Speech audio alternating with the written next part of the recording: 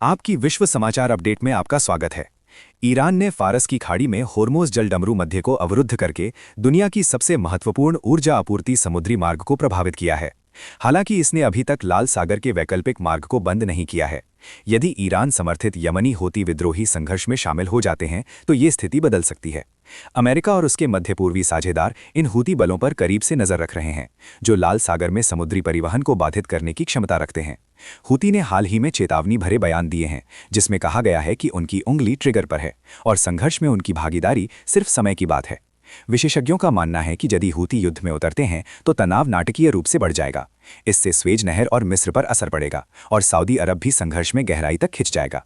Iran लंबे समय से पूरे मध्य पूर्व में सहयोगी मिलिशिया बलों का एक नेटवर्क बना रहा है, ताकि अपना प्रभाव बढ़ा सके और हमलों से बचाव के लिए एक निवारक शक्ति तैयार कर सके। लेबनान में हिजबुल्लाह और इराक में ईरान समर्थक बल पहले ही इजराइल और अमेरिकी ठिकानों पर हमला कर चुके हैं। हूती अब तक बाहर रहे प्रमुख बलों में से एक हैं। हूती एक दुर्जेय लड़ाकू बल हैं।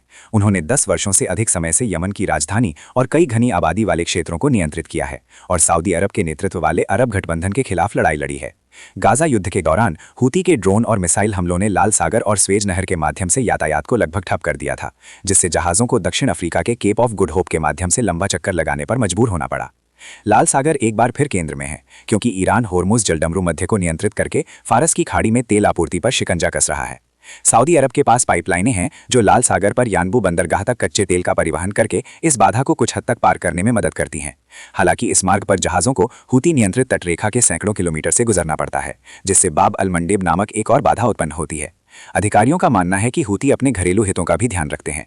गाजा के लिए लड़ना उन्हें घरेलू और अरब दुनिया में समर्थन दिलाता है, लेकिन अगर वे ईरान के पक्ष में खड़े होकर अरब देशों के लक्ष्यों पर हमला करते हैं तो ये उल्टा पड़ सकता है।